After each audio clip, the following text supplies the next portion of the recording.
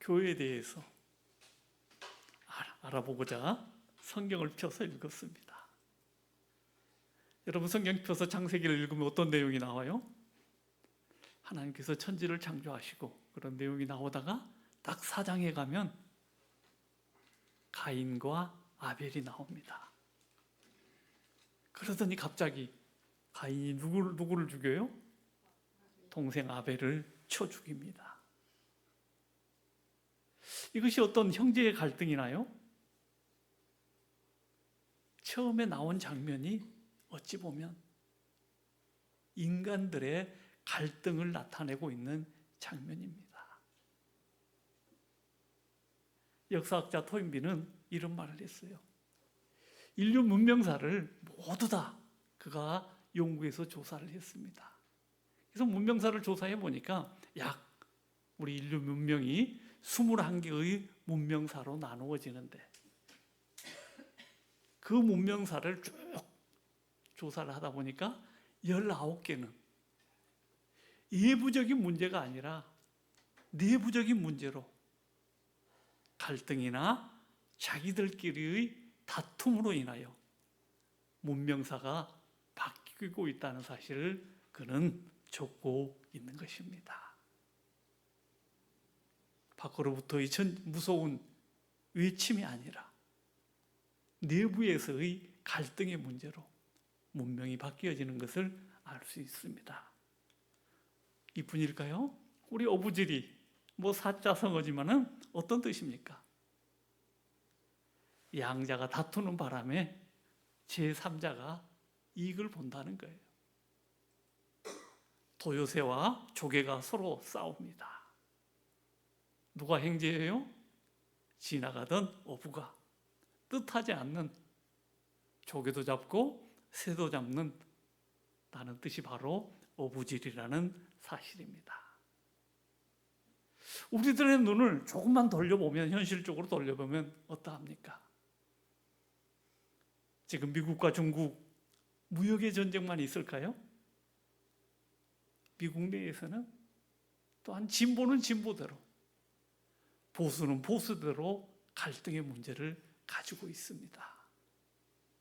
이뿐입니까? 전 세계적으로 남성과 여성의 갈등의 문제, 또 남성 중에서는 어떠합니까?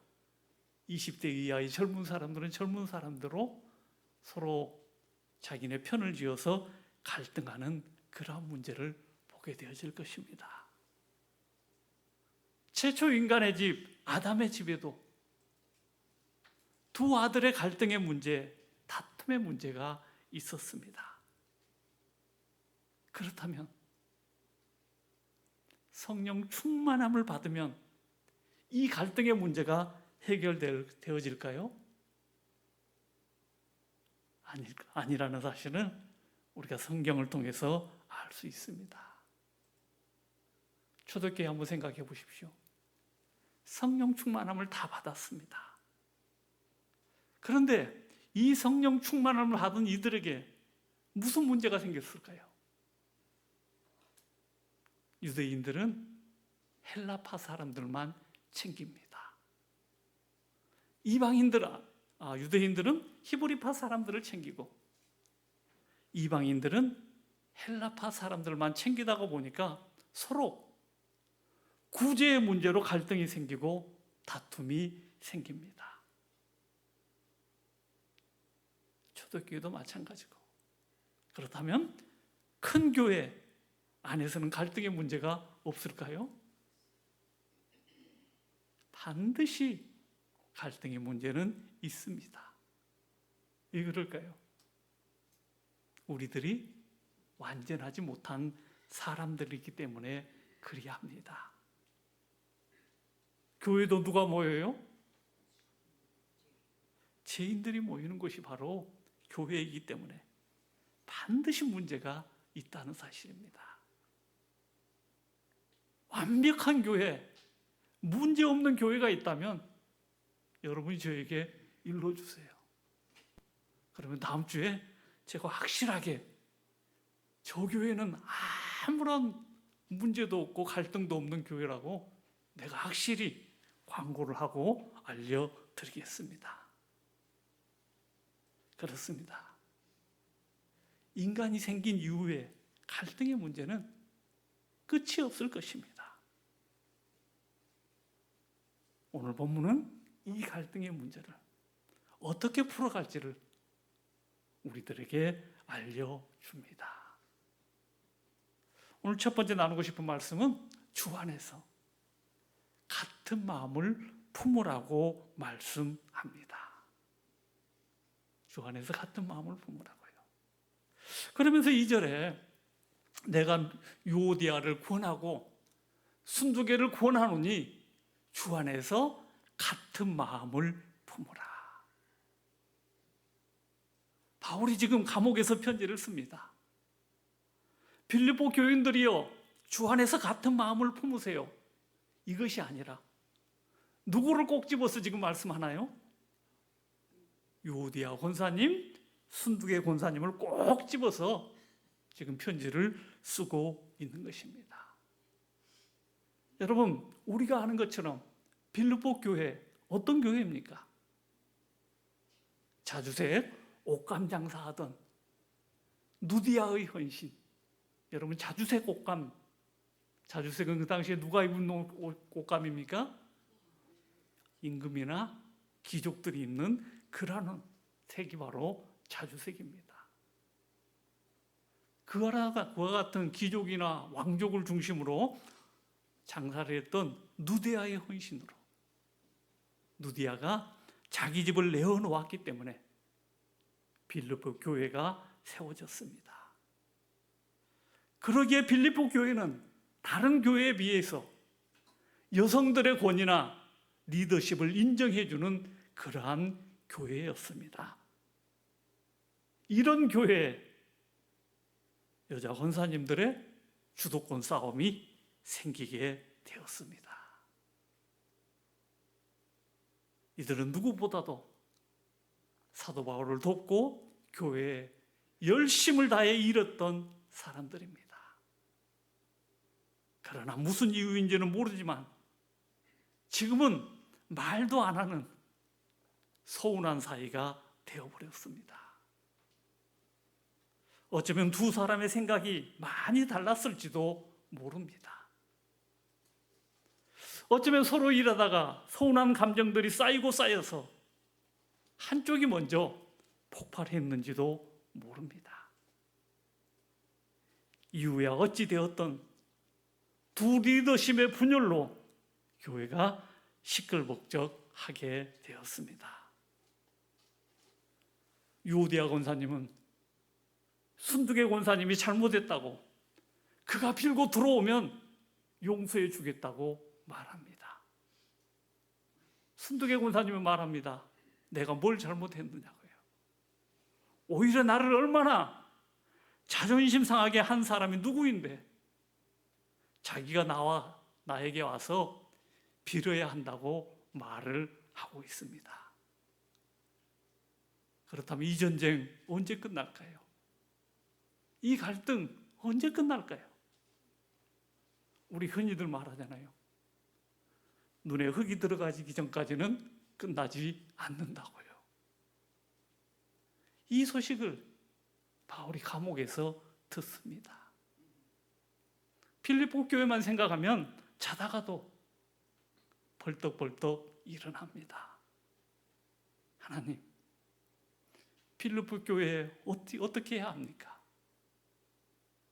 그도 수없이 기도했을 것입니다. 그리고 나서 오늘 결론과 같은 최종적인 말씀을 내려줍니다. 빌립보 교회 성도 여러분, 특히 유오디아 권사님, 순두개 권사님, 제발 주 안에서 같은 마음을 품으라고 외치고 있는 것입니다. 사랑하는 성도 여러분, 그렇다면 같은 마음, 어떤 마음일까요? 주 안에서 우리들에게 지금 같은 마음을 품으라고 말씀하시는데 어떤 마음이 같은 마음일까요? 같은 마음, 에베소 4장 2절에서 5절 말씀 먼저 보시도록 하겠습니다. 자, 다 같이 시작. 모든 겸손과 온유로 하고 오래 참음으로 서로 사랑 가운데서 서로 용납하고 평안에 매는 줄로 성령이 하나 되게 하신 것을 힘써 지키라. 몸이 하나요 성령도 한 분이시니 이와 같이 너희가 부르심의 한 소망 안에서 부르심을 받았느니라. 주도 한 분이시요 믿음도 하나요 세례도 하나요. 어떤 마음이요? 오늘 일러준 것처럼 모든 겸손의 마음이 같은 마음입니다. 신앙생활을 오래 하다 보면 제일 약한 부분이 이 겸손의 마음입니다. 겸손은 여러분 공손함과 다른 것이 바로 겸손입니다. 공손함은 우리가 사람을 처음 대할 때 저기 앉으십시오. 예의 바르게 한다든지 상대방을 대하는 그 태도에서 나타나는 것이 바로 공손함입니다. 그래서 사람들은 말하잖아요. 저 사람은 참 예의 바르고 공손하다고. 그러면 겸손은요? 뭐가 겸손일까요? 오늘 잊지 맙시다. 겸손은 뭐라고요? 나보다 남을 낮게 여기는 마음. 이것이 성경이 말하고 있는 겸손의 마음입니다. 성경이 말하는 겸손, 다시 한번 말씀드려요. 나보다 남을 낮게 여기는 마음입니다. 형은 동생을 늘 무시합니다. 오빠는 여동생에게 나는 오빠야 군림합니다. 남편은 아내에게 물 떠오라고 시킵니다. 교회 장로님은 새신자 대할 때 저 사람이 새신자니까 아무것도 모른다고 말합니다. 이것은 겸손 아닙니다. 겸손은 나보다 남을 낮게 여기는 것입니다. 그 사람의 밖으로 나타난 이해양으로 판단하는 것이 아니라 그 사람 안에 있는 무엇을 보라는 것입니까? 하나님의 형상을 보고 그를 존귀히 여기라는 것입니다. 이것이 겸손입니다. 직분이 목사이기 때문에 다른 사람을 아래로 보면 될까요? 그래서는 안 될 것입니다. 새신자를 보고서 저 사람을 하나님이 어떻게 빚어가실까 생각하면 저절로 기쁨이요. 그리하면 당신이 나보다 훨씬 낫습니다. 이 마음이 생기게 되는 것입니다. 그래요. 우리 옆 사람 볼 때 하나님께서 저분을 만지시면 앞으로 어떻게 되어질까? 그 기대감 속에 살 수 있는 저와 여러분 되기를 간절히 바랍니다. 그래요. 그래서 오늘 빌립보서 2장은 이렇게 말하고 있어요. 너희 안에 이 마음을 품으라. 그리스도 예수의 마음이니. 그는 근본 하나님의 본체시나 하나님과 동등됨을 취할 것으로 여기지 아니하시고 오히려 자기를 비워 종의 형체를 가지사 사람들과 같이 되셨고 사람의 모양으로 나타나사 자기를 낮추시고 죽기까지 복종하셨으니 곧 십자가에 죽으심이라. 아멘. 아멘. 하나님과 같은 본체신 그분이 얼마나 낮아지셨어요? 십자가에 죽기까지 낮아지셨습니다. 그래요. 우리의 겸손은 우리는 옆에 있는 사람 저분이 나보다 뭐합니다? 훨씬 낫습니다. 훨씬 낫습니다. 이 마음이 우리 안에 있을 때 이것이 하나님이 원하는 같은 마음이요. 이것이 겸손한 마음임을 잊지 마시기를 바랍니다. 두 번째, 오늘 말씀에 우리에게 해결하는 제목은 뭡니까? 우리는 주 안에 서야 한다는 사실입니다. 우리는 주 안에 서라고 말씀합니다. 오늘 1절이죠. 그러므로 나의 사랑하고 사모하는 형제들, 나의 기쁨이요 면류가 아닌 사랑하는 자들아, 이와 같이 주 안에 서라. 단순한 권면이 아니라 가장 깊은 사랑이 담긴 간절한 메시지입니다. 적의 어떠한 공격을 받더라도 결코 신앙의 길에서 벗어나지 말라는 말씀입니다. 우리의 대적들은 우리가 길을 벗어나기를 노리고 있습니다. 여러분, 육상 경기 한번 생각해 보세요. 아무리 빨리 뛴 육상 선수라도 자기의 트랙에서 벗어나면 결국 어떻게 돼요? 실격을 당하게 되어 있는 것입니다. 마찬가지로 우리 그리스도인들, 믿는 신앙인들은 신앙의 틀에서 벗어나면 실격입니다. 사탄은 이것을 노리고 있습니다. 그 어떤 일이 있더라도 트랙에서 벗어나지 않기를 간절히 바랍니다. 오직 하면 우리 구약성경 얼마 전에 보았잖아요. 에스겔 16장 6절에 너는 피투성이라도 살아있어라. 다시 이르기를 너는 피투성이라도 살아있어라. 그리하면 누가 구원하시겠대요? 하나님이 구원하시겠다는 겁니다. 사랑하는 성도 여러분, 오늘 중요한 포인트는 이겁니다. 우리가 주 안에 굳게 서 있느냐는 것입니다. 여러분 어디에 서 있어요? 여러분 어디에 서 있어요? 우리들이 주 안에 서 있지 못하니까 어때요? 조금만 시험이 오고 조금만 시련해도 쉽게 흔들리고 무너집니다. 사람들이 무심코 던진 말 한마디에 상처를 받고 그렇게 되어지는 것입니다. 이것은 우리가 주 안에 서 있지 아니하고 내 자존심 위에 서 있기 때문에 그래야 할 것입니다.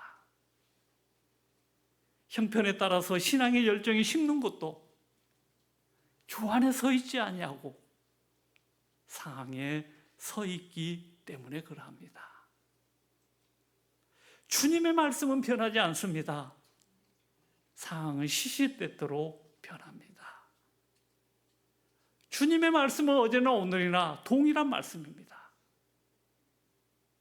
내 자존심, 내 감정은 여러분 어떠하나요? 시시때때로 변합니다. 교회도 마찬가지일 것이고 개인도 마찬가지일 것입니다. 교회도 말씀 위에 서야 합니다. 교회도 말씀 붙들어야 합니다. 개인도 마찬가지입니다. 영원 불변하신 하나님의 말씀 붙들고 영원히 통치하시는 주 안에 설 때에야 우리가 신앙생활 안주할 수 있게 되어지는 것입니다. 사랑하는 성도 여러분, 세상의 가치관, 내 소견에 좋을 대로, 내 감정대로 따라하지 마시기를 바랍니다. 성도는 세상의 가치관으로 사는 사람들이 아니라 성도는 천국의 가치관으로 살아가는 사람들입니다. 내 소견대로, 내가 좋을 대로 살아가면 어떠한 시대 될까요? 구약에서 말하는 사사시대가 되어질 것입니다. 사사시대의 특징이 무엇입니까? 자기의 소견에 좋은 대로 살았던 시기가 사사시대입니다. 여러분, 내 감정 절대로 믿지 마시기를 바랍니다. 여러분의 감정 어떠합니까? 하루에도 몇 번씩 요동치게 되어질 것입니다. 내 감정 의지하지 말고 오늘도 내가 진짜 어디에 서 있는가? 주 안에 서 있는가? 점검할 수 있는 저와 여러분 되기를 간절히 바랍니다. 주 안에 서 있을 때만이 우리가 든든한 신앙생활 되어질 것입니다. 그래요. 오늘 결론의 말씀은 우리 인생살이 어떤 살일까요? 갈등의 문제. 2025년에 끝나는 것이 아니라 2026년에도 이 갈등의 문제는 누구를 통해서라도 있게 되어질 것입니다. 이 문제 어떻게 해결해야 할까요? 내가 성령 충만함만 받으면 해결되어진다고요? 아니요. 오늘 성경은 우리에게 분명하게 일러줍니다. 어떻게 하라고요? 주님의 마음을 품으라고 말씀합니다. 주님의 마음은 다른 마음이 아니라 십자가에 죽기까지 낮아진 마음이었습니다. 주님의 마음은 그래서 겸손의 마음입니다. 사랑하는 성도 여러분, 우리 모두 주 안에서 이 겸손의 마음 가지고 나보다 남을 어떻게 여겨야 될까요? 낮게 여길 수 있는 저와 여러분이 되기를 간절히 바랍니다. 우리 어디에 서야 할까요? 내 감정이에요? 내 형편이에요? 아니요. 감정도 바뀌고 내 형편도 시시때때로 바뀔 것입니다. 형편 좋을 때는 신앙생활 잘하고 형편이 나빠지면 신앙생활 못하는 것은 내 신앙이 어디에 서 있기 때문에, 형편 위에 서 있기 때문에 그럽니다. 우리의 신앙은 어디에? 주 안에 반드시 서 있어야 합니다. 그래야면 어떻게 될까요? 반드시 우리 하나님이 원하는 신앙의 경주 마지막까지 마칠 수 있는 복음의 식구들 되어질 것을 믿습니다. 아멘.